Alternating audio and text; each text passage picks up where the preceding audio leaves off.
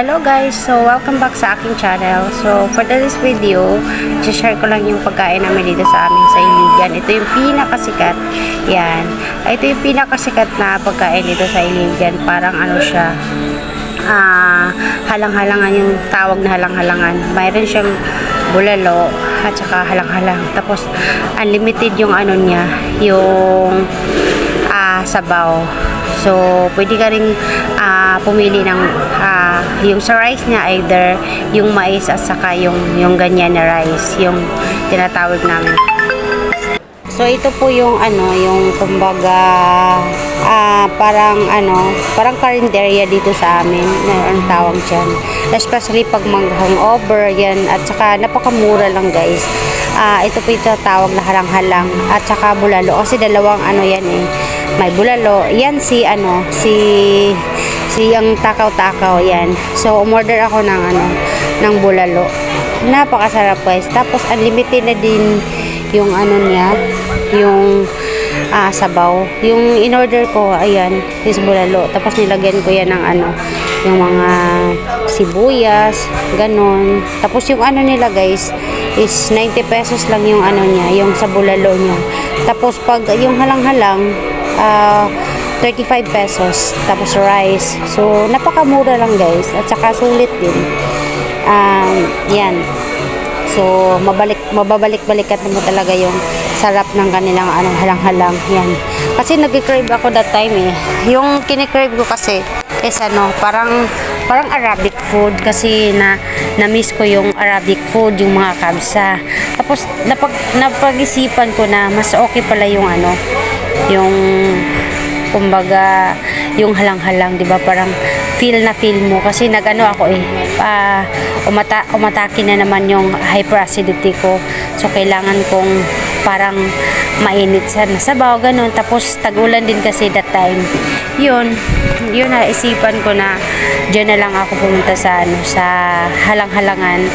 Yan po ang kumbaga tourist ba yan? Kumbaga parang sikat dito sana, yung parang murang kainan na sikat dito sa amin, tinatawag na halang-halangan.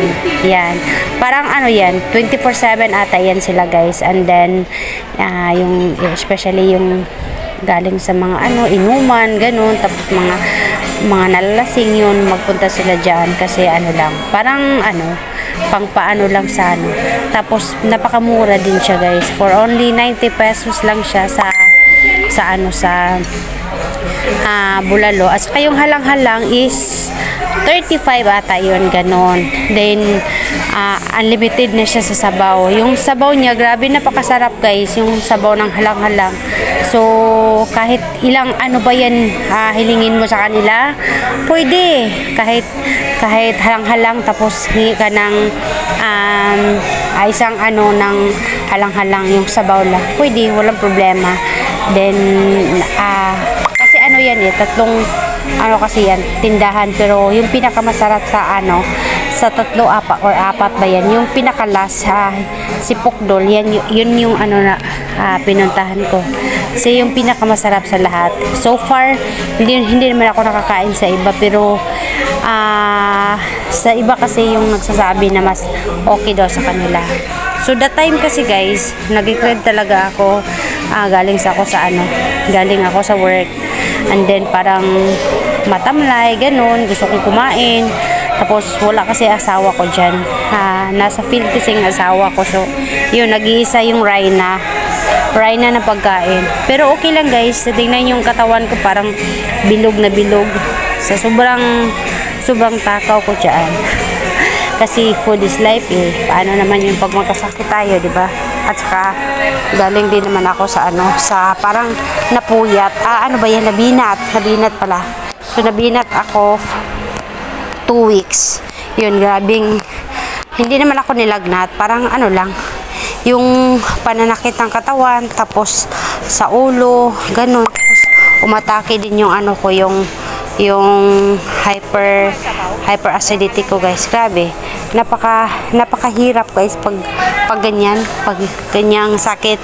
Kahit anong kakainin mo, tapos pag hindi siya ano ba yan, parang hindi siya tanggap sa ano mo bituka, ano mo, suka mo, 'di ba? Napakahirap guys. Grabe.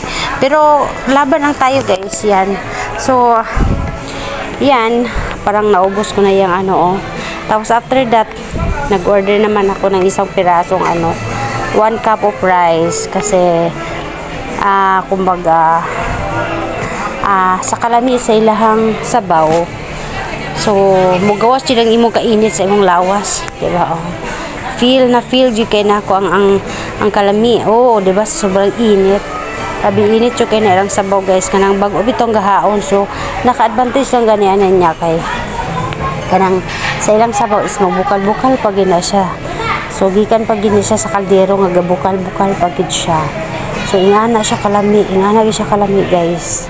So mura gina siya ang pinakasikat ari sa Iligan. So yan, para lang pawala sa kagutom. All day long I can hear people talking out loud. Yeah, but when you hold me near, drown out the crowd.